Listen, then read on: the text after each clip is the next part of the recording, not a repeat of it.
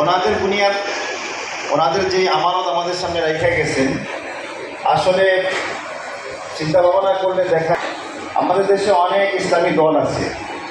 আমাদের আল্লামা আবদুল্লাহ ফারুক সাহেব কিছুদিন আগে মোবাইলে আমাদের একটা অনুষ্ঠান ছিল ইসলামী মজলিস, সেখানে গেলেন, ওলামা একরামের সাথে রাত্রে কথা বললেন।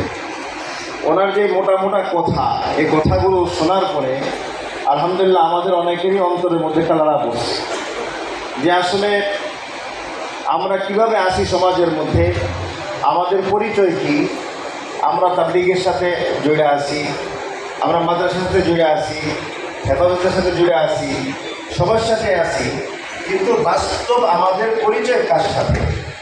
উনি আমাদেরকে প্রশ্ন করলেন, সবার সাথে তো আপনি আছেন, কিন্তু আপনি কার সাথে জড়িত, কার সাথে রেজিস্ট্রেশন করা, কোন দলের পরিচয়ে আপনি সমাজের মধ্যে আপনি কথা বলবেন? অনেক কথা বললেন। কথা বলার পরে দেখলাম যে আসলে বাস্তব এটাই, যে আসলে আমরা কোনো বেদাতি দলের সাথে না। আলহামদুলিল্লাহ আল্লাহ তাআলা আমাদেরকে শুরু লগ্ন থেকেই হকের দলের সাথে আল্লাহ আমাদেরকে কবুল করছেন। এটা আল্লাহ তাআলার খাস মেহেরবানি।